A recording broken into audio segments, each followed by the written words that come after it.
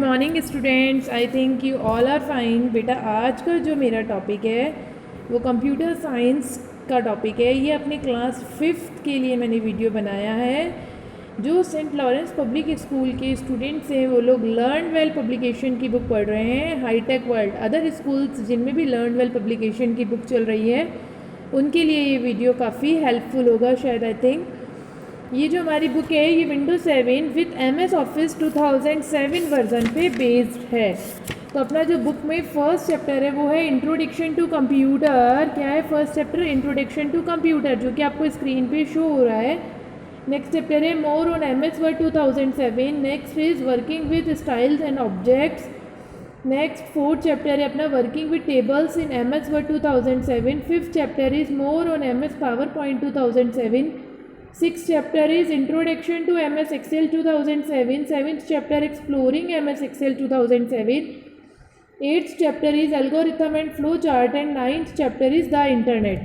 तो बेटा अपना जो ये फर्स्ट चैप्टर है वो अपन सबसे पहले स्टडी करेंगे। अपन ने इस बुक में लास्ट में 8 चैप्टर पढ़ेंगे अपन एल्गोरिथम एंड फ्लो चार्ट। आपके मन में ये सवाल आ रहा होगा ये क्वेश्चन अपन ये चैप्टर अपन क्यों पढ़ रहे हैं मैम? ये चैप्टर बेटा आपको बहुत हेल्पफुल होगा Whenever you come in class 6, because जो हमारा क्लास 6 का कंप्यूटर है उसमें आप थोड़ा बहुत प्रोग्रामिंग देखेंगे, क्यू बेसिक प्रोग्रामिंग। ठीक है, now we can start a video. First chapter is introduction to computer. Children, do you now how computer came into existence? सबको पता है कि कंप्यूटर कैसे आया था। चलिए अपन देखते हैं। The computer we see today have been developed part by part many scientist. In fact, the history of computer comprises a gradual development from simple abacus to electronic computer we use today. Nowadays, which type of computer we use? We use electronic computers. अपन कौन से computer use कर रहे हैं आजकल बेटा? Electronic computer. कौन से computer use कर रहे हो आप लोग? Electronic computer. लेकिन जब इन्वेंटेशन हुआ था तो सबसे पहले हमारे पास जो कंप्यूटर आए थे वो कौन से थे? वो कंप्यूटर थे अपने पास में अबैकस आया था सबसे पहले। उसके बाद में इंट्रोड्यूस हुई थी पास्कल एडिंग मशीन। फर्स्टली क्या इंट्रोड्यूस हुआ? अबैकस, जिसका बेसिकली यूज़ काउंटिंग के लिए किया गया। अभी बताऊंगी आपको, डिस्क्राइब करूंगी मैं। नेक्स्ट आया अपना pascal adding machine and next आया अपना लिबन्स कैलकुलेटर। नेक्स्ट आए अपने difference engine, tabulating machine, mark 1 and ENIAC, ENIAC, ENIAC. ENIAC is a very important. ENIAC बहुत important था हमारे कंप्यूटर को लाने के लिए। The present day computers, now we can come our topic. The present day computer is entirely different from the earlier devices. आजकल के जो कंप्यूटर हैं वो क्या है प्रेजेंट डे के? वो अर्लियर जो डिवाइसेस थी उनसे बिल्कुल अलग हैं वो computers. Let us glance through the major milestone in the journey leading to evaluation of present day computers. अब अपन देखेंगे कि हमारे जो नाउ आज के जो हमारे कंप्यूटर है, नाउ डे कंप्यूटर जो है, प्रेजेंट डे का जो हमारा कंप्यूटर है उसने कैसे जर्नी की थी। क्योंकि कुछ भी इन्वेंटेशन हुआ था, ऐसा तो नहीं है जो कंप्यूटर आज अपन देख रहे हैं वही अपने पास इन्वेंट हुआ था, नहीं, इट्स अ रॉन्ग। सबसे पहले अपने पास में अबैकस की मशीन आई थी। अबैकस खुद एक साइंटिस्ट है, उन्होंने एक मैकेनिकल डिवाइस डेवलप की थी। उस मैकेनिकल डिवाइस का नेम था अबैकस। क्या नाम रखा गया? अबैकस। जैसा कि आपको स्क्रीन पे शो हो रही होगी ये मैकेनिकल डिवाइस, देखिए मैंने जूम किया है स्क्रीन को भी डिवाइस को दिखाने के लिए। ये जो डिवाइस होती है ये क्या है? हमारे अबैकस ने डेवलप की थी। इसका बेसिकली यूज अपन ने काउंटिंग के लिए किया था इस डिवाइस का। और ये वुडन की बनी हुई होती है। ये जो आपको इसका फ्रेम शो हो रहा है डिवाइस का, ये किसका बना हुआ है बेटा? वुडन का। ये जो फ्रेम है ये किसका बना हुआ है? वुडन का फ्रेम होता है। इसके 2 पार्ट्स होते हैं, one is that and another part is that. इसको बोलते हैं अपन हेवन। क्या बोलते हैं इस पार्ट को? Heaven. And this part is called earth. क्या बोलेंगे? अर्थ। तो हेवन में अपने 2 बीट्स होते हैं, जबकि अपनी अर्थ जो होती है उसकी हर रोड में, ईच रोड में 5 बीट्स होती हैं। देखिए काउंट कीजिए, हेवन की रोड्स ऊपर की साइड है, इसमें कितने बीट्स हैं? 1 2 बीट्स हैं। यहाँ आते 1 2 3 4 5। कितने बीट्स हैं? 5 बीट्स हैं। अर्थ में कितने हैं? 5 बीट्स हैं। तो abacus was a first mechanical device. Abacus क्या थी? हमारी फर्स्ट मैकेनिकल डिवाइस थी यूज्ड फॉर कैलकुलेशन, जिसका यूज़ हुआ था कैलकुलेशन के लिए। बेसिकली किसके लिए यूज़ हुआ अबेकस का यूज़? कैलकुलेशन के लिए। It was invented more than 5000 years ago. It was developed in China. कहाँ डेवलप हुई है? चाइना में। ये वुडन का फ्रेम है, उससे बनी हुई होती है। इसके 2 पार्ट्स होते हैं, एक होता है इसमें अर्थ और एक होता है हेवन। जो हेवन की रोड होती है उसमें हर रोड में 2 बीट्स हैं, जबकि अर्थ की रोड में 5 बीट्स हैं। नेक्स्ट आते हैं अपन Pascal adding machine. Blaise Pascal invented the first mechanical calculator in 1642। Blaise Pascal जो थे उन्होंने इन्वेंट किया था फर्स्ट मैकेनिकल कैलकुलेटर कब? 1642 में, मीन्स 1642 में। Pascal adding machine used gears. क्या यूज़ करती है? ये गियर्स का यूज़ करती है, व्हील्स एंड डायल्स। इसमें गियर्स थे, व्हील्स थे और इसके डायल्स थे। Numbers were displayed bye rotating the wheel. अब अपन को इसमें अगर नंबर डिस्प्ले करना है तो वो कैसे होगा? Whenever you rotate a wheel then the number will be displayed. Means number display करने के लिए अपन को किसको रोटेट करना होगा बेटा? व्हील को रोटेट करना होगा। This gear principle was employed in many mechanical calculator. अब ये जो इसका गियर प्रिंसिपल है ये कहाँ एम्प्लॉय हो रहा था? हमारे बहुत सारी मैकेनिकल कैलकुलेटर्स के अंदर। कहाँ से लिया गया था ये गियर प्रिंसिपल? बहुत सारी किसके अंदर से लिया गया है? मैकेनिकल कैलकुलेटर के कंसेप्ट से। ठीक है, नेक्स्ट आते हैं अपन Leibniz calculator. Next is Leibniz. Leibniz is a German scientist. Leibniz कौन थे? जर्मन मैथमेटिशियन साइंटिस्ट थे। इन्होंने क्या किया? जो हमारी ये पास्कल मशीन थी उसी को इम्प्रूव किया था। पास्कल मशीन में किसका यूज़ होता था बेटा? गियर का यूज़ हो रहा था, व्हील्स का हो रहा था और डायल्स का हो रहा था। और जो हमारे नंबर थे वो जब हम व्हील को रोटेट करते हैं तो डिस्प्ले हो रहे थे। और जो हमारा गियर प्रिंसिपल था वो कहाँ से एम्प्लॉय किया गया था? मैकेनिकल कैलकुलेटर से। जबकि लेबेंस जो थे उन्होंने क्या किया? Leibniz the German mathematician improved Pascal's machine in 1671। Leibniz ने क्या किया? पास्कल मशीन को 1671 में इम्प्रूव किया। This calculator could do addition. वहाँ पर केवल नंबर डिस्प्ले हो रहे हैं, जबकि इन्होंने क्या करा? इस कैलकुलेटर के थ्रू एडिशन, सब्ट्रैक्शन, किसका वर्क करवाया? Addition, subtraction, multiplication, division and square root भी फाइंड करवा दिए थे इन्होंने। तो लेबेंस मशीन में अपन क्या क्या कर सकते हैं बेटा? क्या क्या कर सकते हैं पता लग गया होगा सभी को आई थिंक। अपन कर सकते हैं इसमें addition, subtraction, multiplication, division and find square root. Addition, subtraction, multiplication और स्क्वायर रूट भी अपन इसमें फाइंड कर सकते हैं। नेक्स्ट आते हैं अपन डिफरेंस इंजन पे। चार्ल्स बेबेज जो थे British mathematician invented a working model of mechanical computer. अब हमारा यहाँ से हमारा कंप्यूटर का जनरेशन स्टार्ट हो रहा है।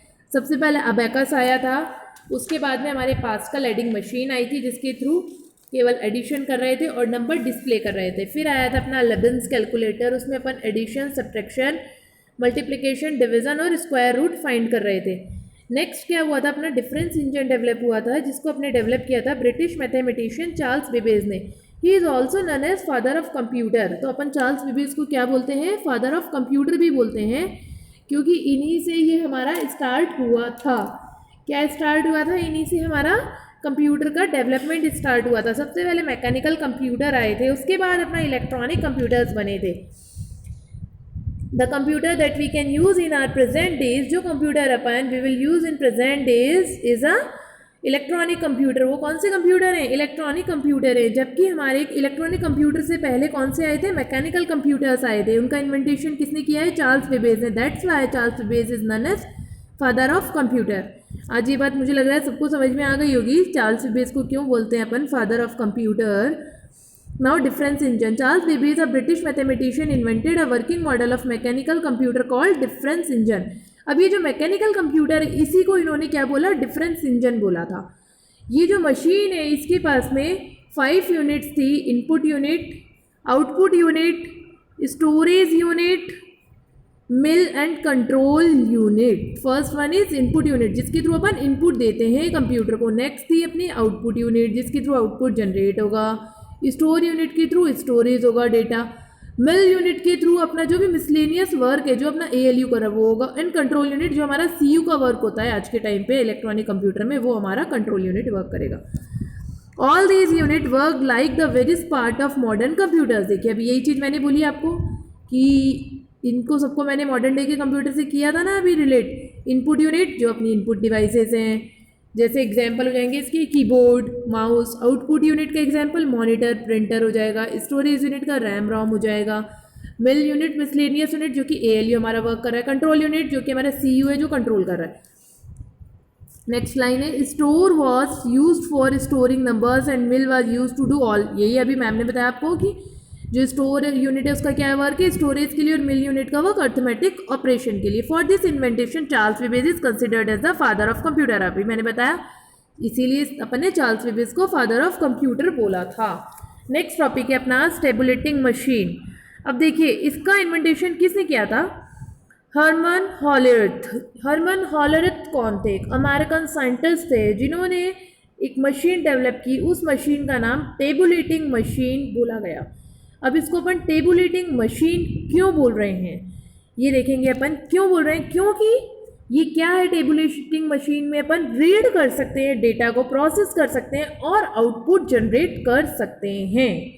क्या क्या कर सकते हैं अपन, यहाँ डेटा रीड करेंगे, प्रोसेस करेंगे डेटा को और आउटपुट जनरेट करेंगे। Then Herman Hollerith, an American scientist, invented a machine called tabulating machine was capable of reading data, processing data and giving output। जैसा मैंने अभी बताया कि रीड करेंगे डेटा, प्रोसेस करेंगे और आउटपुट जनरेट करेंगे। Input was given through punched card. Input किसके थ्रू देंगे अपन, पंच्ड कार्ड के थ्रू। Punched card is also a device, a small device that is used for given a input to the machine, tabulating machine. Tabulating machine used punched card to record and store data और information. मतलब जो हमारा punched card device है उसी के through अपन इसको input दे रहे हैं, उसी में अपन डेटा को स्टोर कर रहे हैं और उसी के थ्रू अपन रिकॉर्ड भी कर रहे हैं डेटा को।